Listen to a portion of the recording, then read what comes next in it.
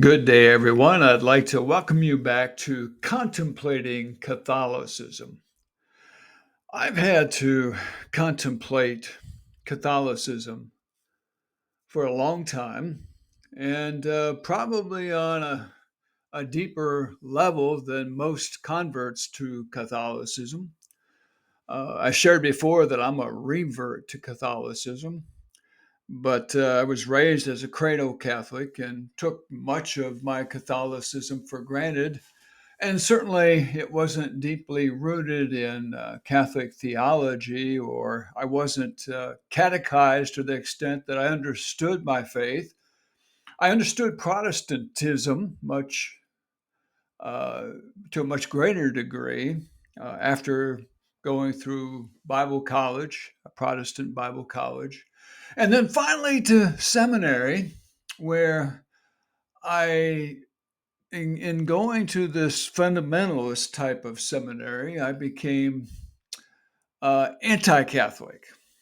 Uh, for the most part, I believe that most Catholics were not saved. I learned in fundamentalism that many people were not saved except for us fundamentalists. You had to become like one of us to be saved. So we doubted a lot of people's salvation, not just Catholics. We doubted many mainline Protestant people's salvation. Certainly, anyone that was sacramental in any way, we doubted your salvation. But Catholicism, especially, was held in suspect. Uh, because for the most part, if you were certainly a nominal Catholic, or most Catholics in general, you were not saved. And what was meant by that was you didn't profess your faith in the same way that we do as fundamentalist Christians. And if you don't, you're not a Christian. That's what it gets down to. And that anti Catholic sentiment was deep seated in my soul, in my mind, in my thinking. It caused me to separate from family and friends. And I want to explain that because, particularly in the seminary that I went to, and also in the Bible churches that I pastored, that was part of the energy that drove the church, and energy that drove my education was being anti Catholic. And the thinking goes along this line, that in the early church, there was this pure gospel, and there was the pure Christian community. And for a while, it went along that way. But then there were different perversions that came into the church, and eventually it became Catholic. And when it became Catholic, it got totally perverted, particularly when it was recognized by Constantine. That's when everything went downhill. And it wasn't until the Reformation that we were able to get back to the semblance of the first century church. And we came back to the pure gospel. And of course, after a little while for fundamentalists, it wasn't just that you were part of the Reformation, you had to be part of a fundamentalist movement to be truly saved. So fundamentalists are experts at deciding who's saved and who's not saved. Instead of leaving that up to God, ultimately, they kind of take it upon themselves based on a very black and white interpretation of the Bible. You're either saved or you're not. In fact, everything is in dichotomy, everything is black and white. There's no gray, but we'll go into that a little bit later. But I'd like to give you just one example.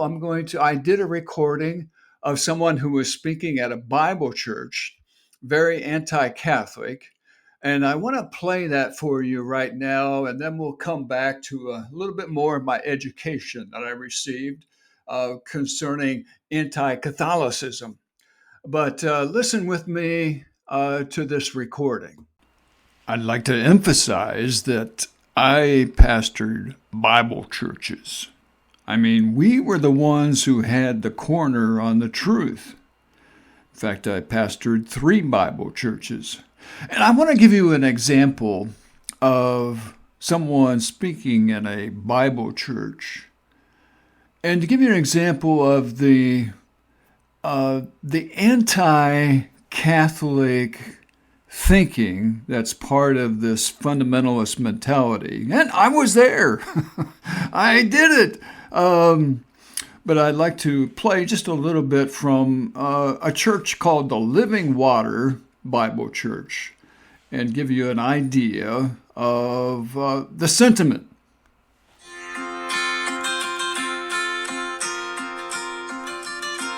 Got some fancy music here.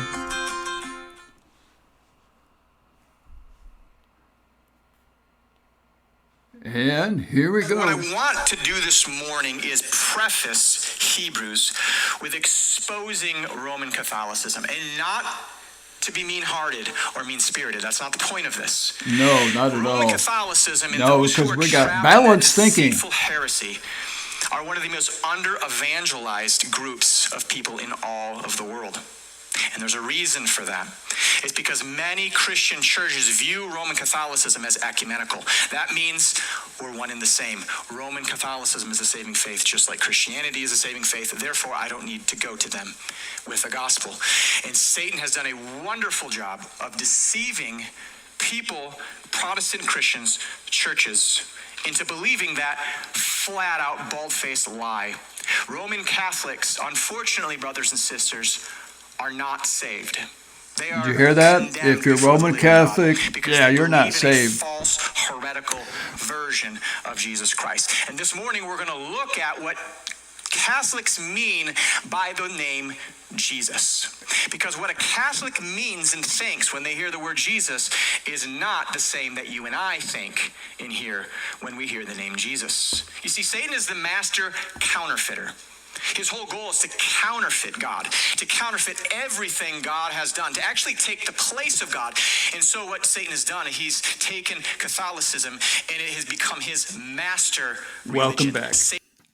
One of the books that I was assigned to read in seminary was Roman Catholicism. It's a 1962 book written by Lorraine Bettner. And Lorraine is a Reformed theologian. And in his book, which is fairly extensive, it has, 400 and maybe 30 pages, and it's documented in different places. It's quasi good scholarship, but it has a certain anti-Catholic perspective. And if you were to take this book and learn about Roman Catholicism from the book, Roman Catholicism, written by Lorraine Bettner, you would have a very anti-Catholic view because that's the whole perspective.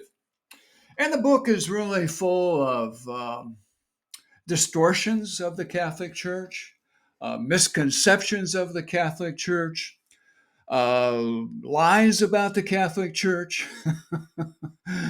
But if you take it in and of itself, you would come away and say, man, yes, I agree. The Catholic Church is from Satan. It's wrong. It's deceitful.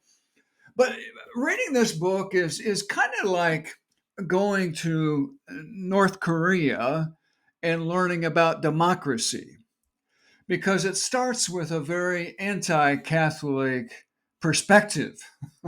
You're not going to have much objectivity when it comes to learning about Roman Catholicism by starting here. And that's where I started. That's where I got a lot of my thinking about Roman Catholicism. And it really wasn't until I began to break away from that and began to think of the history of the church from the perspective of Acts on, the book of Acts, and seeing how the church fathers believed church history, the continuity of the church down through the centuries, until I began to take that perspective, a pre-reformed perspective that I began to understand that early on, the church was very Catholic. But I'd like to mention in the next several episodes that we have together 10 different misconceptions, 10 different distortions, or 10 different, if you like, lies about the Catholic Church that's perpetuated by many Protestant Christians. Not all. I know some are able to take a little bit more of an objective standard, just like many Catholics can look at some of the writings of the Reformation and see, yes, you were right on certain points here. We can agree with these things. And I think even in the Council of Trent, some of those things were addressed. But I'd like to mention, and much of it will come from this book, but more so through a more balanced approach, I believe, of scripture and tradition. 10 different distortions that are commonly held by many Protestants that distort, I believe, the Bible, and they distort their lives because they distort facts. I mean, don't confuse me with the facts. Some people don't want to be confused with the facts. They want to believe what they've been told or learned. But facts they're onerous. They have a way of getting into our brains, and sometimes we can't get them out. And truth is like that. Sometimes it's hard because it challenges our misconceptions. But I want to briefly mention these 10 misconceptions, these 10 different distortions, or 10 different anti Catholic lies, and then we're going to look at them in more detail. The first is this: being a Catholic is not the same as being a Christian. Being a Catholic does not equate to Christianity in any way. Uh, that's one that we'll start with. That you have to be something other than Catholic to be truly saved. We'll look at that one. The second one is this: that the Catholic Church puts more emphasis on tradition and the magisterium of the Pope, the succession of Peter, the magisterium of the Church, than it does on Scripture. That too is a distortion. It's a lie. It's not true. Another distortion is this.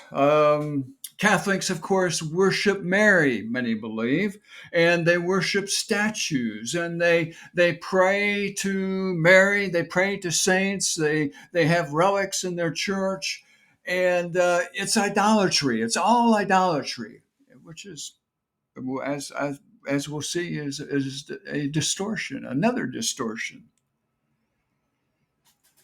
The other distortion, another one, is this. The fourth one is that Catholics do not believe in the full final sacrifice of Jesus Christ on the cross. They re-crucify him every time that a mass is said. It's a distortion of truth, and we'll see about that one in more detail. The other one: Catholics believe you save yourself through your good works. Or maybe it's primarily through your good works, but you have to have good works in order to be saved, and we'll look at that one in more detail. Another one is this: the Catholics, they distort the Lord's Supper through the Eucharist. And it's a distortion of what the Lord's Supper was meant to be and its symbolic significance. We'll look at that one. And then the Catholics, they invented new doctrines that really are rather recent in church history. Things like the perpetual virginity of Mary, things like the immaculate life of Mary, things concerning this and other doctrines that the Catholic Church validified in later church councils. I'll look at that a little bit. Another one is Catholicism didn't really start until third or fifth century. Some will even try to push it back further than that into the Middle Ages. The Catholic religion didn't start until then, but and also the distortion is there was no continuity from the time of the early church that we see in the book of Acts, no continuity through that time, but it came much later. And I think we will see too that that's a distortion of the truth. Another one that some people like to make is that the Catholic Church doesn't want people to read the Bible. They don't want you to read the Bible on your own. In fact, when people first started doing that, people like Tyndale and Wycliffe, they burn them at the stake for trying to get the Bible into the language of common people. It's a distortion. It's not true. I know the facts may bother some people, but that's a myth. It's a preconception that many people have bought into, but it's a myth. It's not factually true. And then the Catholics make up doctrines to make a lot of money. For instance, purgatory and paying money to get people out of purgatory by having masses said for them and so forth. A distortion of truth of what the Catholic Church believes concerning purgatory, concerning the place of the dead, concerning prayers for the dead. And I want to look at these in more detail. I think they're so important as we contemplate Catholicism. And I think it will help each one of us as we look at these different areas. We understand more about our faith when it's challenged in some way. Catholic apologetics grows out of having our faith challenged. And it's important that we meet the challenge. And that's what we're going to try to do as we look at these 10 lies, these 10 anti lies concerning Catholicism. I hope you'll join me with the next one. We're going to look at the nature of salvation, what the Catholic Church says about salvation, what the fundamentalist says about salvation, and contrast the two and ask ourselves, okay, what does the Bible really teach? Or what does the church teach concerning salvation? I hope you'll join me. And my hope is that we'll all grow as a result of this in our faith. If you're Protestant, I hope you'll challenge what I have to say because I think you believe some distortions. And I think we need to clarify some things. And if you're a Catholic, you need to understand your faith to be able to defend it, especially if you're in certain countries where you're constantly surrounded by people who assume that you're not a Christian because you're a Catholic. You need to know how to stand up to it. Thank you for being with me today. I hope you have a great day.